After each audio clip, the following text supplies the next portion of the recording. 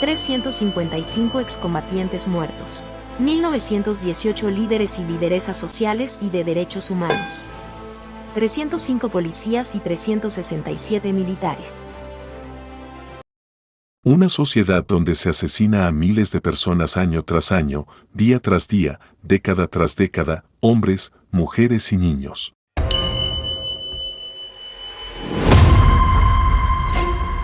Los registros siempre son inferiores a la cantidad real a causa del temor a denunciar y a que en lugares donde el Estado carece de presencia o es irrelevante, las muertes y los abusos no se reportan y no se registran.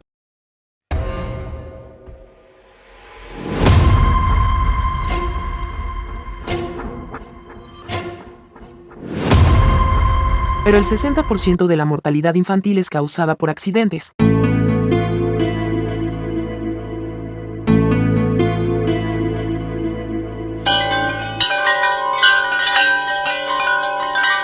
Entre los cuales, a su vez, el 30 o 40% son de transporte y el resto es clasificado como indeterminado, siendo en realidad consecuencia directa de la irresponsabilidad y malevolencia de los adultos, lo cual convierte la mayor parte de estos accidentes en acciones intencionales, otra forma de homicidio.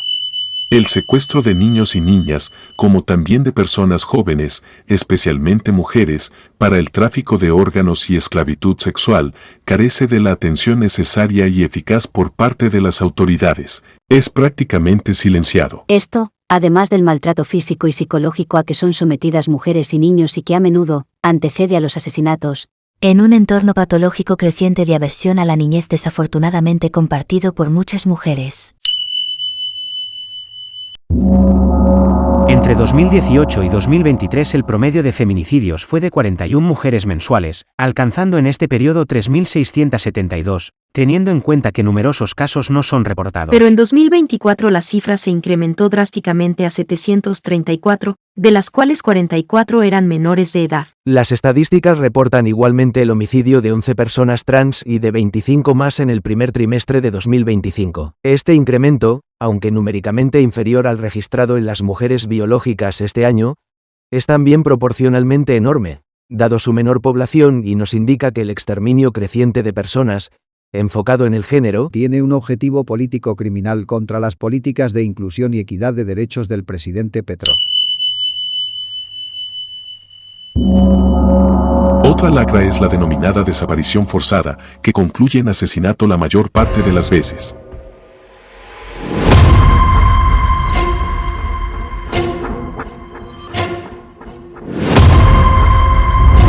El atraco a mano armada, la extorsión y el secuestro extorsivo son otra modalidad popular en el paraíso del crimen colombiano.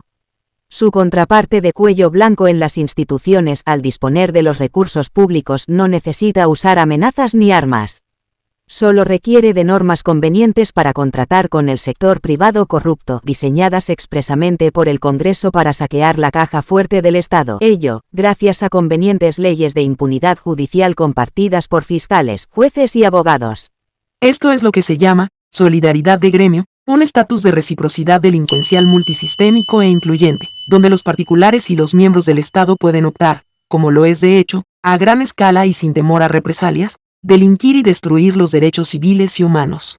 Por supuesto que las fuerzas gubernamentales, bien por orden directa de sus funcionarios o de empleadores privados que los contratan como mercenarios, también han depredado tradicionalmente a la población civil.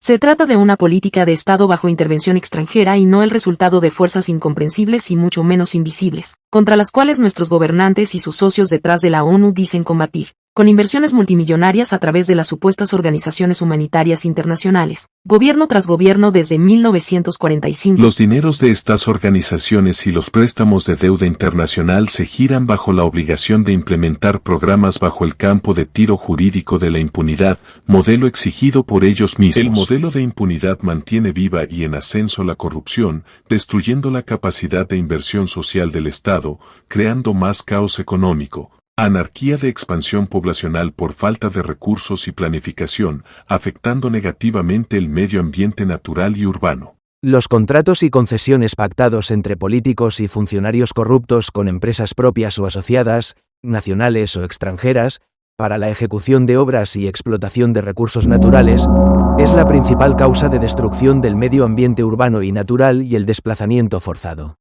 Motor del despojo territorial y del crecimiento de la industria agrícola de monocultivos. Mientras los logros de las comunidades cuyos proyectos han aprovechado los recursos de las ONG, se ven siempre deshechos por el terrorismo delincuencial de toda índole, toda vez que la seguridad jurídica no es para las víctimas fácticas ni potenciales, sino para los agresores, siendo ello una condición para la ayuda internacional a los países por parte de los organismos multilaterales. En otras palabras, los defensores y defensoras de derechos humanos que trabajan honradamente por ello, son engañados sobre los verdaderos fines de las organizaciones que los emplean.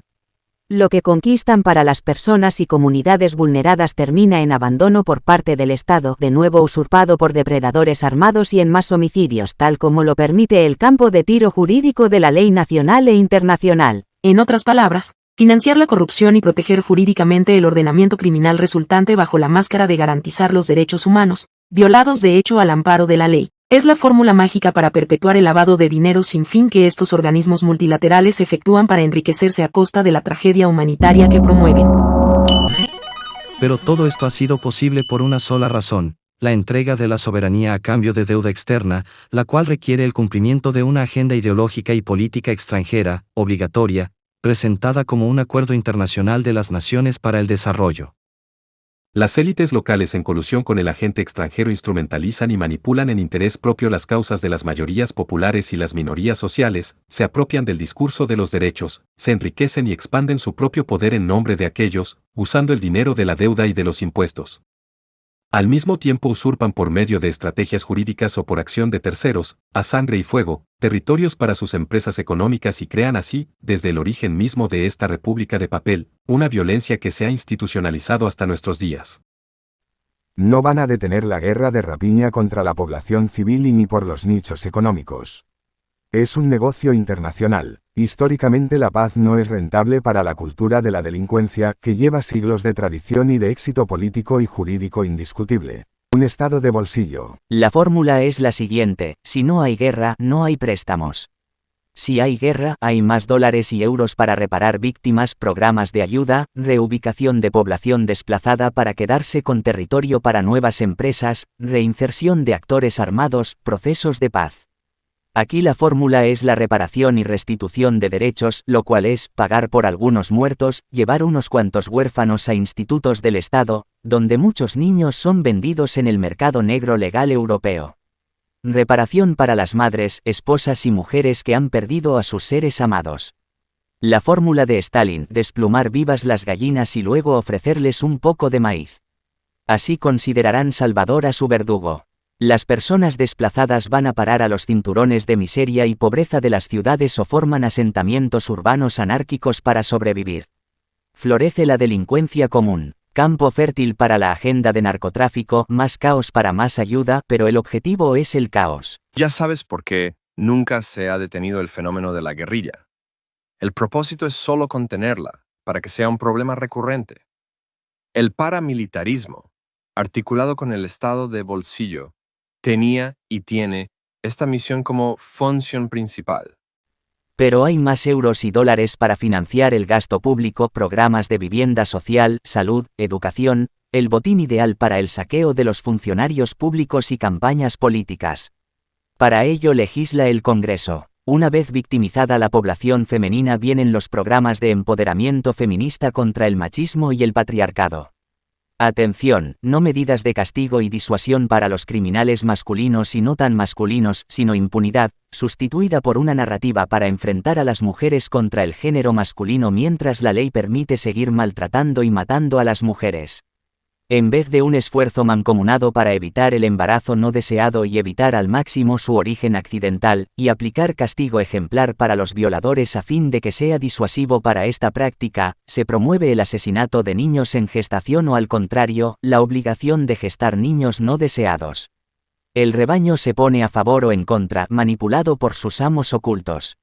El objetivo, que haya más embarazos forzosos, asesinato de niños en gestación y muertes de mujeres, para el mantenimiento del exitoso negocio de asistencia social y médica.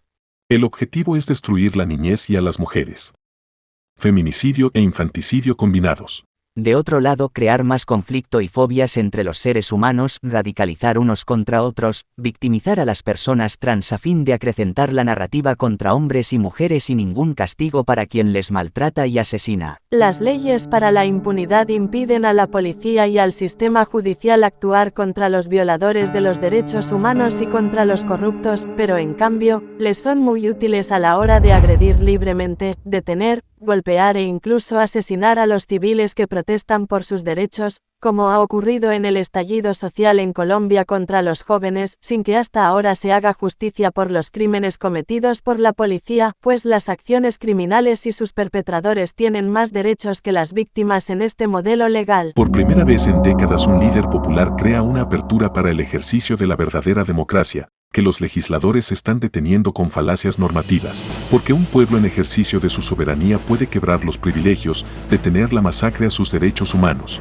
puede dar término al régimen jurídico de la impunidad criminal de sus élites y a las acciones criminales atroces que se han normalizado como un derecho civil.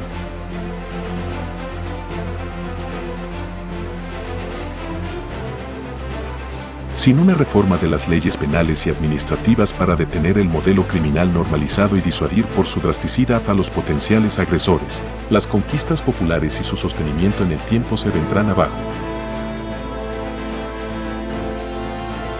De otro modo, quienes desplazan a las comunidades, las extorsionan, asesinan a líderes, mujeres y niños, y a personas con distintas identidades de género, torturan, violan, asaltan y roban los recursos públicos, continuarán haciéndolo impunemente.